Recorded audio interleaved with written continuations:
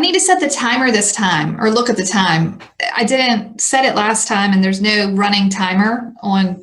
Oh yeah. So I was like, I have no clue if this is short, long. It wasn't long. It was definitely fine, I think. Yeah, it's pretty short. It was probably pretty short. Well, our tax one was over an hour. I know. And they listened to every bit of it. She was very long-winded. But yeah, I did like not breaking her into her. Like she just talked and then we would ask a question and then she just talked. Yeah. Hopefully that worked. Okay. It is now currently 11:10 and we may begin. Are you ready? Yes. Okay. Is that your blanket for sound? I have blankets around me everywhere. Okay. Hi, y'all. Welcome to Hustle Humbly. It's Alissa and Katy, and we are two top producing realtors in the Baton Rouge market. We work for two different companies where we should be competitors, but we have chosen community over competition. The goal of our podcast is to encourage you to find your own way in business. So stop comparing yourself and start embracing your strengths. Hello, Alissa. Hi, Katy. How are you today? If you're watching on YouTube, I'm sitting in the dark. She's we're on Zoom again today. And my laptop charger died. A new one comes tomorrow. I have a light set up, but it just, maybe since I painted my office black, that's not why. I think I just have not good light bulbs in here, I guess. My office is always dark. I'm only lit up because of the window. It feels bright in here, but the window's behind me. So yeah, it's a problem because you're on the desktop. So friends on Zoom, on YouTube, sorry that our Zoom is dark on Alissa's end. And friends on the podcast listening, sorry if the sound isn't great, but we're on Zoom. So it's Zoom and it's YouTube and we're on it. I did what it is. Today's episode is number 83. Okay. And I don't have a name, but it is all about self-care. It's been a long time since we touched on this topic. Really long time. I feel like this was episode 6 the first time around. Yeah, we covered it in the beginning. Very early on, because it was a request to you in your life very early on. And so we did. I'm going to go back and find it. But because it's the self-care episode, I brought myself a glass of hot tea because that's what I like. And I'm going to try and tilt it for YouTube. I don't know if they can see. Can you read that or is it backwards? Away from my desk. Yeah, that's what the inside of the coffee mug says. Away from my desk. And it's just fun. Look how pretty it is. It is pretty. So pretty. Good old Target. Mm-hmm. So I drink this mug at my desk all the time, but I like that it says away from my desk. Yeah. All right. I want to tell you, I found this amazing post to start us off. Okay. And it talks about self-care. And before, I'm just trying to figure out which episode that was before I tell you. Our previous self-care episode was number 5. Okay. So if you want to go back and listen to that again, go for it. But I found this amazing post from Dr. Tara Swart, who I actually heard on the Gold Digger podcast recently talking about, she works in neuroscience. She's a doctor, about manifestation and how that affects your brain. But she had a post that's about the self-care areas. So she broke self-care down into 3 things. Okay. Mind, body, and heart. And I'm going to tell you, under mind, it would be laugh, meditate, or pray, get creative. Under body, it would be rest, breathing exercise, stretch. Under heart, it was talk to a loved one, do an activity you love, cuddle a human or a furry person, a furry loved one, a fur creature. But I was like, that's really a good way to think about it, because we were talking about all these different ways, or we're going to talk about all these ways you can do self-care, but you need to do it for all parts of you, the mind, the body, and the heart. Well, we were talking before about how we feel like we are actually pretty good at self-care. I know. I'm a selfish person. I like self-care. You described it that way. You're like, I'm very selfish. I feel like I'm doing all right. I agree. I hate that we would use the term selfish, because self-care is sort of like, putting on, when they tell you on the airplane, you put on your mask first and then you help the other people. Like if you don't take care of yourself, you're not going to be helping anybody else, because you're going to be a disaster. Right. And I do believe that. I feel like if you do not have it together and you are not in a good headspace, how can you even help other people? Yeah, it's not going to work. It's just not going to work. So first of all, I think we need to overcome our fear or our mental blocks against self-care, and that we have to always be on, that we have to always be working, that we have to always be momming or whatever those things are, and be aware that you have to like take care of yourself. Yes. Okay. Why do you think realtors struggle with this, or maybe just entrepreneurs in general? I think it's just our business hours. You know, you can work as much as you want. There's no boss telling you, okay, guys, it's time to go home and clock out and stop working overtime. And right. So it's up to us to do it. And it's really hard to do. Yeah. You got to police yourself and hold yourself accountable. Okay. And because your schedule isn't set, it's not like, I know every day at 6 p.m. I can go to the same exercise class or go, do whatever it is that I want my self-care to be. So it's hard. You have to make sure you fit it in, but you have to remember to fit it in. That's the problem. Right. Okay. I also thought that one of the important things about self-care is actually learning what works for you.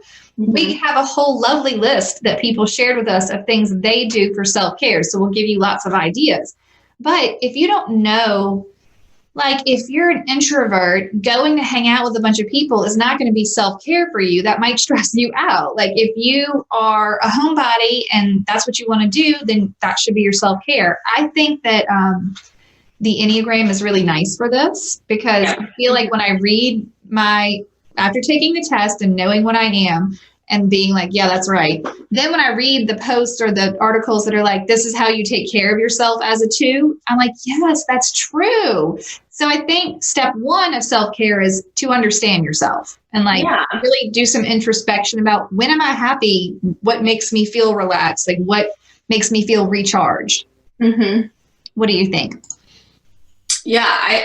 Well, it's funny because I also did some research into areas of self-care. And as much as I thought, I'm good at self-care, there were areas listed that I was like, I really don't do that enough, and I feel like physically, as far as, exercising and going for walks and, getting a massage, I get massages, I do my nails. I feel like physically self-care is easy, maybe because it's more tangible, but even the part where you said like about the mind, like the mind isn't always like binge watching Netflix. Not that that's a bad thing. And I do think it's a form of self-care and letting yourself just unplug and disconnect. Yes. But as far as, mind development and, you're taking this as such an achiever route. You're like, so to self-care, I'm going to, make myself better. And while I'm over here thinking, yes, binge watch Netflix, that is self-care. Like turning your mind completely off to me. Yeah. Appropriate self-care. But I feel like I do a lot of thinking in my regular life. So I need to like shut off. But you're right. Like, honing in on those skills to develop your mind would probably be considered like continuing education. Right. That's not self-care, sis. Like, that's learning for the sake of your job or your career or betterment. Okay. That's a great distinction. Self-care is not the same thing as self-improvement or self-betterment. Okay. Self-care is, what do you have to do that makes you feel comforted, recharged, better, like loved, like what makes you, and that is not continuing education. not any of the ones I've been to. Yeah, that's a good point. I guess that is my Enneagram 3 coming out, being like, you're not good at the mind self-care. No, because maybe it just is like, not doing anything, watching The Bachelor. Like I would say my book club too. Like once a month we do an audiobook. And it literally takes me out of work and out of family. And I get so into this story that we're reading and I want to know what happens next. So it definitely helps me just take a step back from the yes, chaos I think of our that would work. be considered excellent self-care for your mind. Like, where can you get to a creative space, or where can you shut off your normal thinking? There were a lot of people that said reading. Yeah, it definitely works for me. I guess too, because reading really, self-care to me is anything that's a luxury. It's not a necessity. So although I believe self-care as a whole to be a necessity, Mm-hmm. the items that you choose to do within self-care are typically luxuries, like going on a leisurely walk, or going to have coffee at your favorite coffee shop outside and just kind of like taking a long hour or 2 hours that you're not working, or like, these things are not required to be alive, but they are good self-care options. Yes. Okay. So I said we should certainly learn about ourselves and what makes us, good self-care for us. I also think that this would be a good time to maybe re-listen to Preparing for Busy, because this episode that we're talking about right now is in March. And so we're getting in that. I know a lot of people have stayed busy for a long time. But if you were normal and then it's ramping up, it's a good time to go prepare for busy and do some self-care on the front end, because a lot of that episode is about getting your hair done and getting your nails did, and preparing your home or getting some projects taken care of. It's definitely hard in our business when things slow down. Our instinct is to say that we need to hustle harder. Yeah. But at the same time, it's also our opportunity to do things that we don't normally have time for, like going for a walk or lunch or coffee with someone you haven't seen in a while. You do kind of have to fight that urge to just jump into work whenever you have that breather, because it always comes back. It always comes back. I think you have to more look at it with some gratitude. Like, great, it's a slow time. So if you've been in the business long enough to know that it's going to get busy again, then take the slow time and be like, well, it's a perfect time to take a family vacation, or it's a perfect time to do a project at home, or do some sort of, self-care that you wouldn't normally do. I think that's good. Mm-hmm. Okay. What do you like to do for self-care? What are your go-tos besides your name? I enjoy working out. I've gone to a boot camp for about, it might be like 7 years now.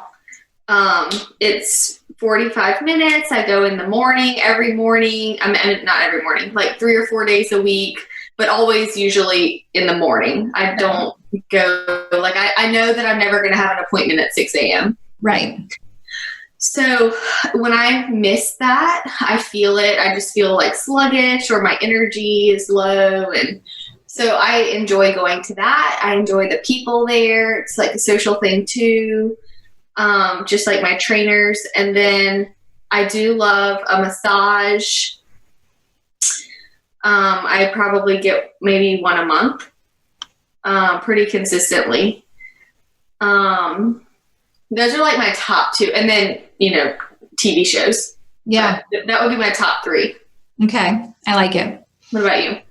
I love a dog walk. This dog is not quite on it yet. We're going to get there, but I love a walk outside. I love some junk TV. I like a Bachelor. I like watching a nice romantic comedy. I mean, I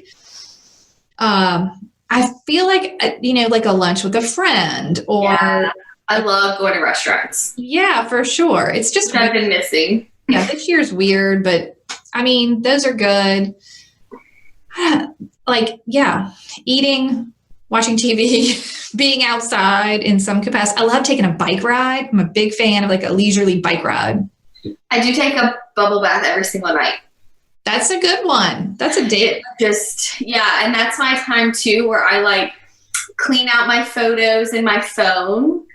I go through just all my pictures that I took that day and see what I can delete and look at them and maybe post them. I just enjoy the leisurely scrolling while I sit in the bathtub. And that's nice. Yeah. Someone else said that in our survey of what people were doing for self-care. Oh yeah. Should we talk about some answers? Yeah. So I got one like that. I'm going to tell you, it was, lock the doors and take a bath, where they had space to clear their mind and then dream. So give yourself some space to think. I do feel like I take a nice long shower. That's great self-care. I get all my good thinking done. So baths are popular. That was a good one. Lots of massages, lots of people getting pedicures. There was a lot of people reading. Mm-hmm. Reading to me is not where I'm going to default to for self-care. I feel like you would be a reader because of your English background. Yeah, that would make sense. But I'll tell you what I like, a magazine. Maybe it's because I'm so visual. Yeah. Really doing self-care. I'm like out in the hammock with the magazine and maybe like a nice beer. I'm like, magazine. Yeah. That's where it's at. You're like Gaston. He's like, how do you read this? There's no pictures. There's no pictures. Yeah. So there was a lot of people reading a lot of books. Also quite a few waking up earlys was their self-care because they woke up early, and one was before the baby, but I think I can appreciate this. Waking up early before, so it's aloneness, right? You're awake, you're alone, and doing gratitudes, affirmations, having coffee, time to read, work, etc. So just like being alone in that early time of the day was good self-care for quite a few. I agree with that. It's just so hard. It is hard. We are already getting up early enough for the kids. I'm like, I need the sleep. So that is one of the things on the self-care list, though. Sleep. I love a nap. Yeah. Big fan of a nap. I haven't had a nap in a while, actually. I need to get on that. But so sleep is a really nice, I do sleep in on the weekends now, which is a new thing for the last year. And it's quite lovely. And I think that's really good self-care. And I'm not in a hurry to get up and do things, because once I get up, I'm like, what can I clean? What can I put away? What am I going to do? Right. So I have to stay tethered to my bed for a little while. Yeah. I'm curious, when this airs, I'll have the baby. Yeah. I wonder if my self-care, how it will evolve. I'm sure it has evolved. Just getting a quiet shower. Yeah. The things I'll appreciate all of a sudden. Yeah. When you're a new mom, just being clean is literally self-care. Yes. Clean hair, clean body. If you had your nails done, wow, that'd be real next level. That's total survival mode. Right. Okay. I had a lot of going outside and taking a walk.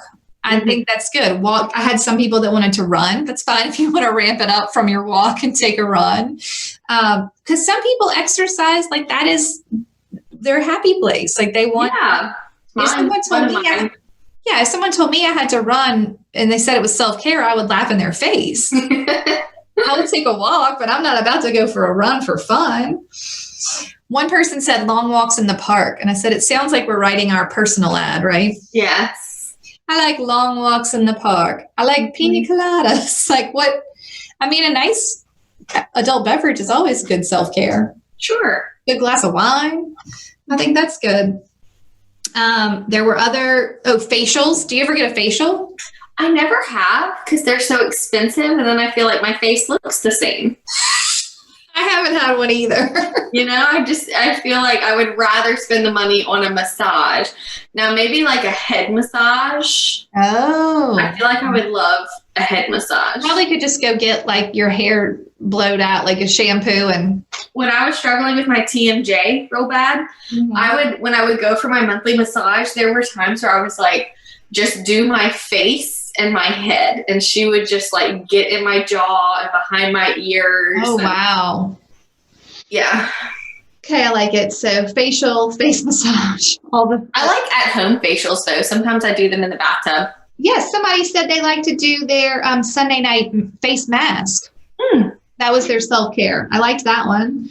Yeah, I think any kind of, extra grooming type stuff. Yeah, we'd like to groom. Yeah, that's nice. Okay, I had some people liked to pray. I think meditation probably also is a good self-care option for your mind. See, those are things for your mind. Yeah, that's a good one. Not continuing education. No. Maybe meditation or a little prayer. Right. Okay, exercise, sleep. We've gotten all of these.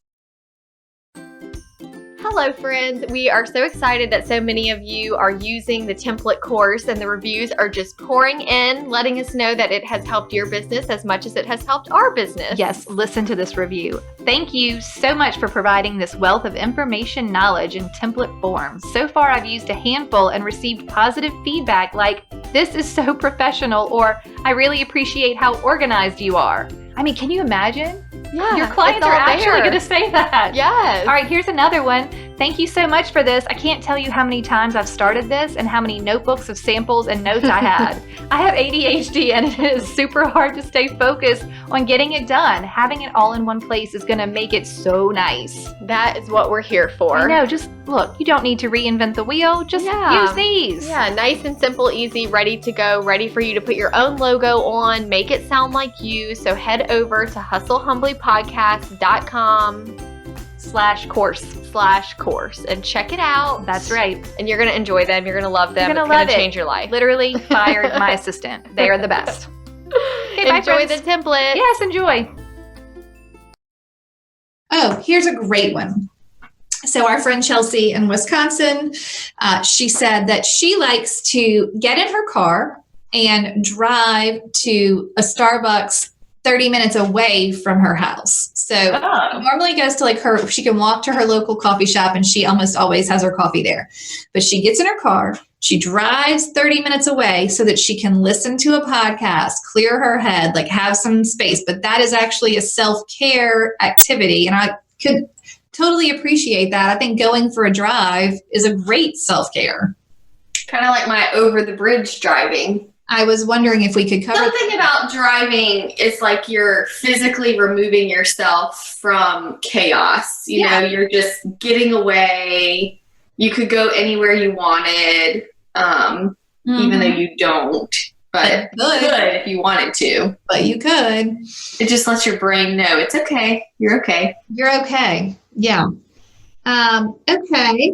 How about, I liked this person had broken it down into big things and little things. So the big thing was the massage and the facial. And the little things were eat healthy, tech-free dinner with hubs, and social media break. Let's talk about that. Man. That's a great one. Yeah. That would be hard. It would, yes, but I think it would. It's not that I think I would even miss it that much. I think that I am in that funk. And I do think probably a lot more people are right now with as much time as you're spending at home. But where you can't, it's a habit we have to break where you pick up your phone and click on it, even though that's not even what you were wanting to do. Mm-hmm. I wouldn't mind doing a little fast. I'd have to delete it off my phone though. Yeah, maybe for a weekend. Well, yeah, you could do it for a weekend, but I think a lot of times, and sometimes when I'm busy on the weekend doing like family stuff or whatever, I don't look at it until maybe the end of the day, or I'm not like, look, every day I have to be on it all day. But also you can take, I think that's again a perfectionist issue. Well, I'll take the whole weekend off, or I'll delete it from my phone and I'll like go on a hiatus. You can also take a break for half a day, or if you're clicking on it once an hour, maybe you take 4 hours off, or maybe you it doesn't have to be so big. So I think self-care, like when I go to lunch, if I go to lunch with a friend or another agent or my husband, I don't look at my phone at all. Like for the whole time I'm there. Yeah. It's like, but I think that's self-care, and that's enough typically of a break for like you to be like, I'm not tethered to it, but you can do it for longer for sure. So my friend Kimberly is an agent in Lafayette. Okay. And she, a while ago, implemented no phone in the bedroom. So she charges it in her kitchen at night, and had to go buy like a real alarm clock. Like an old alarm clock. She doesn't have her phone. Yeah. And she swears by it. And just saying how like you don't roll over, turn off your alarm, see text messages, see your email. Right. She can just get her baby ready, get the baby to school, and then when she's ready, open it. I think that's really important. I stopped reading email in bed. Yeah. So I got a notebook and I have it next to my nightstand. And in the morning, when my alarm goes off, the first thing I do is write all of my goals and affirmations. So I don't look at anything because I was checking my email first thing. Yeah. It has worked. So I've been doing it for a whole year, and sometimes I don't check. So then I typically don't check my email until then the kids have eaten, they've gone to school, I've done my exercise, and then I get to my desk and then I'm checking my email. The thing I tell myself is I can't do anything about it. So whatever is in there, until Haven is at school and I'm at a place where I can make a phone call or deal with the situation, I can't do anything about it right now. So why even open it? No.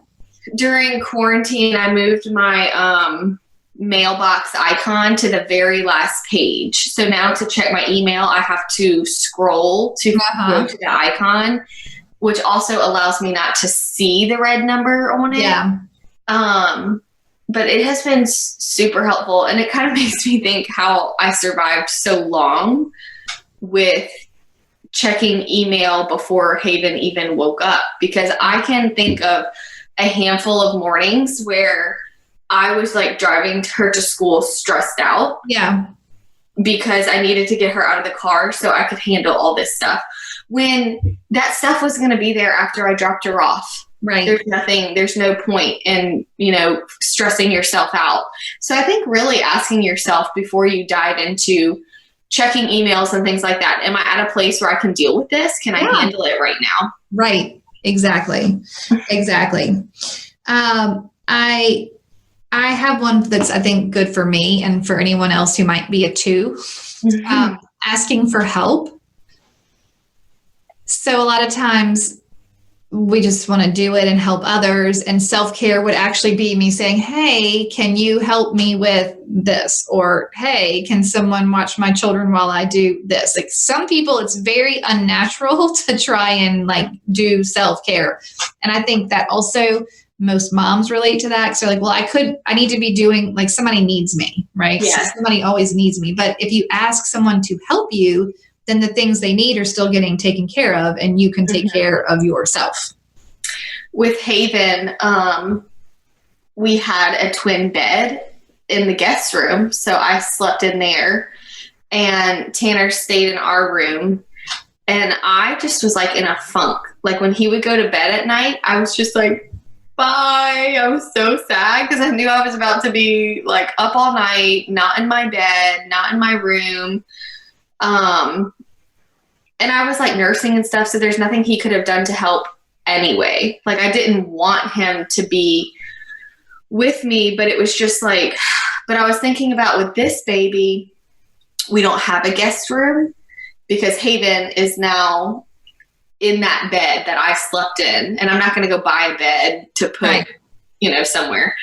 But, I told Tanner yesterday, I said, look, I have come to a decision, and it's going to make you a little sad, but you can decide how you want to handle it. I said, I think it's best for me that I stay in our bed with the bassinet, by the bed. And if it wakes you up and it disturbs you, you're welcome to go sleep in the upstairs bedroom. I am not going to go sleep in the upstairs bedroom with the baby. I'm not going up and down the stairs. I'm not going to be doing all this, but there's a bedroom up there, and you can go up there if you want, or you can stay in bed with us, but I'm staying in my own bed this time. And it was really hard. You would not believe. I thought about it for a week before I told him. Before you told him? Not because whoever has to go sleep somewhere else, I know it's not fun. Right. And normally I would be the one to be I'll just do it, so you don't have to. So it was hard for me to put that on him, but he was totally fine with it and ordered blackout shades because we don't have anything on the windows upstairs. So within 30 minutes, he was making plans to sleep up there for the first 6 weeks, So funny. Do you want to hear something crazy? I mean, whenever I had Ainsley, so my first, I nursed. Jay got up with every single feeding, and he would get the baby, and he would change the diaper, and he would hand her to me. I would nurse her, and then he would take her away, and he would put her back to bed. And honestly, she started sleeping through the night at 5 weeks. So yeah. it's really not that long. And he's It not feels like forever in the moment. In the moment, it's a long time, but it was really like important, I think, that we were all participating in the misery. Like everyone's going to be miserable because this is what we signed up for. And then when the misery's over, all like all fine. No one's resentful of anybody. We're all good. Now he also is not working in a job where he needs to be like he just is better at being sleep deprived. I mean, he was in the Army. He's just really good at being sleep deprived. It's like he's fine. But it was good for me because I'm not good at being sleep deprived. So I really needed like some help. And but we were in a really small house and the baby's room was not far away. So like she didn't have to sleep in our room. Now, second kid, no. That child slept in our room because we were trying not to wake up the other kid. And he was just miserable and cried a lot and was not a very happy like infant. And it was, I don't remember, I didn't nurse as long because it was so tough. And like, how long till he started sleeping? Probably 5 or 6 months. Like, oh man, yeah. He was not, I don't know, like he wasn't, they were different. They were very different. Yeah. All babies are different, but they were very different. And it just like you figure it out. But then when you look back at it, you're like, oh, okay, well, 6 months, even that is not like. Yeah. When it's over and you look back, it seems like that was okay. But man, when you have little people like that, really the asking for help comes in because you could get off the self-care rails real fast. And it's funny because it's like once I finally asked for one thing, I was like, and bath time's getting really hard for me to do right now. Yeah. And getting her dressed in the morning is also really hard because I can't bend over and put her shoes on. So now it's like, it took me forever to like break it. And now I have like, I also have this list of like 5 other things that I could use help with right now. Guess what? Pandora's box is open. Good for you. I mean, like, it's not. Yeah, and it's been fine. It's fine. It's fine. But I think it's helpful when everyone participates and has some jobs and some duties when you're on that phase. And I know we talked about like the assistant episode. But if you feel like you have a list of tedious things that you just don't want to do and you are busy and these are just like extra things, there is no harm in reaching out to a new agent and being like, hey, can I pay you $20 to do these things or $15 an hour or whatever the case may be. For that hour, you went and got a massage instead of doing your work. Yeah, totally okay with that. Oh, do you know what I think is self-care? We probably said this before. I mean, someone cleans my house. Oh, yes, it's the best. It's really good. Like, so nice. But I want to talk to you about this because I think you will relate. I also consider, because of how happy it makes me, cleaning out my email or organizing a closet or doing something that someone else might consider to be non-self-care or workish to be somewhat self-care-ish, because then at the end of it, I feel very fulfilled. I am happy. I am recharged and relaxed. Like, I think doing those things is still self-care for me. Yes, 100%. Right. If I'm miserable the whole time, then it is not considered self-care. But if it is cleaning out the refrigerator is like, this is amazing. Like, it's so clean, looks good. I threw the stuff away. I love throwing stuff away. Me too. It just makes me feel like, but part of my self-care, my daily self-care, because those 2 hours before I work, from when the kids leave until I start working, it is the put away the toys, flip the pillows on the couch, clean the counter, put away the breakfast dishes, take the dog out, do that kind of jazz. Then I do the exercise. Then I get dressed. Like that's self-care to me. If I walk out of my room from getting dressed and the house is clean, I'm feeling very good about things. Yes, me too. So it's really I would definitely, if it's not done, and I've told Tanner before too, like if he goes to bed after me, I'm like, when I wake up in the morning, I need the sink empty because it just starts my day off well. Right. Right. But yeah, it's satisfying and gratifying and just makes you feel good to do those things. Yep, it for sure does. I want to talk about another thing that I would consider to be self-care. talking to other humans who understand what you are going through. So if you want to talk to another realtor, that's always good. You want to talk to another mom, that's good. Like whatever thing you want to talk about, I feel like just chatting is good self-care. It's really hard to talk to people who aren't going through what you're going through, or that are just like, they don't understand, Yeah. So I agree. I think having good people in your life, good support in your life for anything, whatever phase of life you're in. Yeah. I mean, I never feel like I'm working when we're recording the podcast. Yeah, no.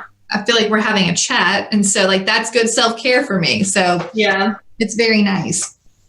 Okay, I had another person, this is so good, say, does screaming in a pillow or hiding in my car after everyone gets out count?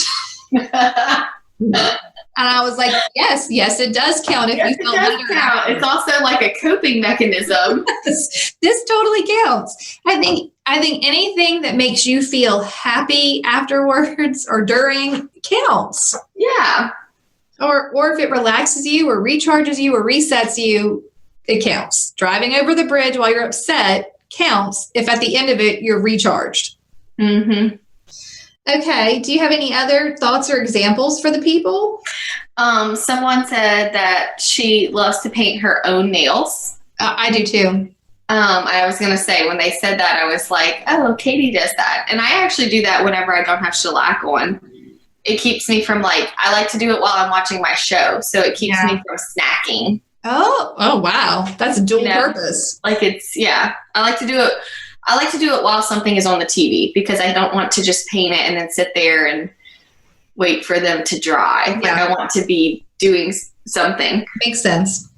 One person brought out a pretty good point that a lot of the self-care stuff that she used to do has been kind of impacted with COVID. Yeah. Like kids are home more. Right.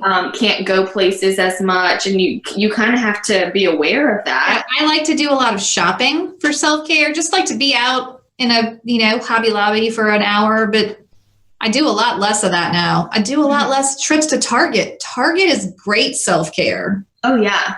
But I don't go as much, but you're right. So I have a friend that loves doing laundry. Okay. And she's kind of helped me because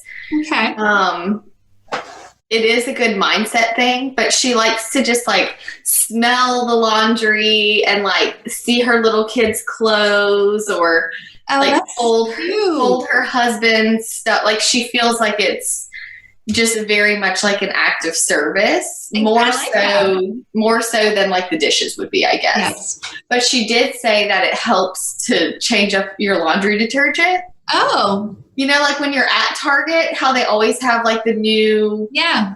Fresh scent. Yes. New scent. Hot scent. New containers. And sometimes she's sometimes I splurge and get the one that's $4 more than all the other ones. And oh my God, that's so funny. I know. And then even the laundry accessories, the beads, the sport beads, or the what do you put in the dryer? Cracking me up. What do you put in the dryer? Dryer sheets. Dryer sheets.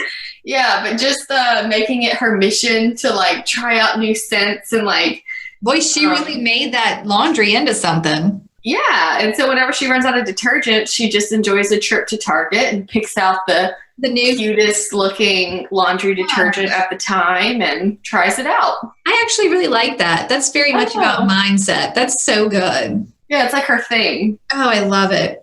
I had someone say looking for pictures of Murphy as their self-care. Oh, man. It's quite soothing. Right, it's so soothing. But what our listeners don't know is he likes feet. He does like feet. He's going to get better when he gets a little... He's already gotten better. He's getting bigger and he's getting bigger. Growing up. But I do, I enjoy, petting the dog, throwing the ball. These are good self-care. Pets are great for really making you break your work mode or take a moment, just be there, be outside. I have definitely been outside more since the dog. Yeah. On a daily basis, Okay, here's a good one. put my phone on do not disturb and zone out to housewives after I put the kids to bed. Beautiful. It's necessary. That's excellent self-care. I mean, it is just about like getting out of your routine. Mm-hmm. That's what's hard as your kids get a little older and they stay up a little later. So mine are asleep by 9. But in my normal self-care nighttime routines, as they've gotten older, I'm having to stay up till like 11 to like at least give myself a couple of hours. Yeah. And then I'm like 11, I'm getting up at 6. This is not working, like. I am enjoying this phase of life because like Haven goes to bed at 7. I know it's about to change with the baby and everything, but by 7:15, I'm in the bathtub and then we watch your show and it's wonderful. Great. But as they get older, I also find that I can squeeze in more things prior to bedtime. So like if they're entertained with an activity or if they're watching a movie or maybe I go in my room and I start watching The Bachelor before they go to bed instead of having to wait until they're asleep. So I guess it's just whatever you figuring it out. Whatever works. What's funny is that anytime I've had to make adjustments, I always like kind of pout a little bit while I'm making the adjustment to the new routine. But the new routine always works fine. It has to. Yeah. It's funny how it just works out that way. You usually find things that there are pros and cons to everything. You usually find something you like better about the new way and that it's always changing. Okay. Any other thoughts or ideas? Or I had a quick little article I was just going to skim through. Okay, let's hear it. Are you going to read it? I found this article on Voya, Voya, but it was about. This podcast is not sponsored by Voya. No, I just found it and thought it had some good info. Okay, let's hear it. But it's about the 8 areas of self-care and just how important it is to have some balance in there. Okay, so number 1, physical. So of course, getting enough sleep, feeding your body well, exercising. Taking a bath. Yeah, taking a bath. Psychological is number 2, which is about reading a book, learning a new skill, doing a digital detox, writing in a journal. Love it. Number 3 was taking care of your emotions and making time to reflect on your own feelings instead of the feelings of others. Also practicing self-compassion on other people and giving them some grace. Love it. Being aware of your boundaries. Number 4 was professional self-care. Oh. I liked this one. Having very clear professional boundaries. I thought that was neat that that was up there. Take your lunch break. Yes. Eat. Write down your to-do list. There you go. Yeah, all things we've talked about. Social self-care. Honor your commitments that you make to other people. And if you cannot honor them, do not make them. Asking for help when you need it, meeting new people, and checking on the people in your life and making sure that they know that you care for them. Okay. Environmental self-care.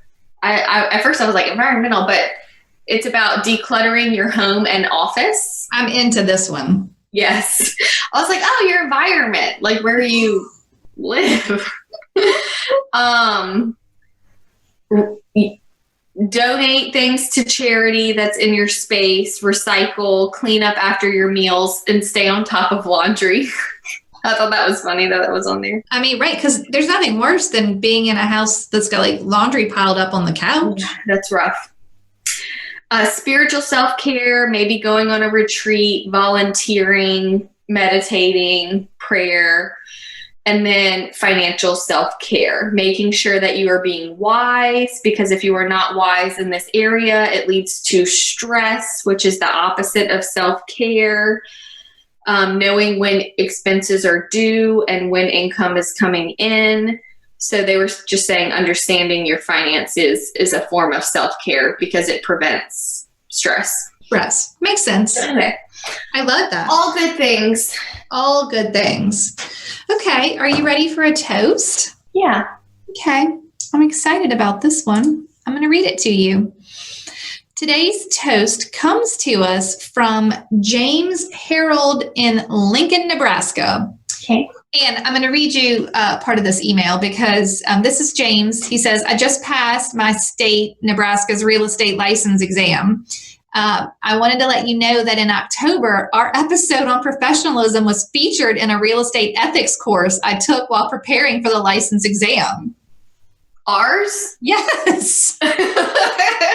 Okay. Yes, they shared our show during their, like, at the licensing school, like at the real estate school, either way. Cool. He says, after listening to that episode, he started over at episode 1 and by Thanksgiving was caught up. He says, your anecdotes, advice, and assurances that everything will work out if you work hard and work right have been encouraging to me that I had to reach out and say thank you. Now on to the toast. He says he would like to toast his wife, Wendy, and all the spouses who take a leap of faith with us new agents as we dive into this crazy career. That's a good one. That's such a good one. So, and it's a good one for this episode because we touched on that a little. I think so too. So, James, go take Wendy out on a tech-free dinner. We're going to toast her here and all the spouses because, they're an integral part of us even being able to do self-care and do this job. 100%. 100%. Okay, well, cheers to Wendy. Cheers to James. And y'all, go out there and do something for yourself today. Yeah, we give you permission. It is fine. Permission. We've given you a long list of choices. All right, goodbye, friends. Bye. Bye.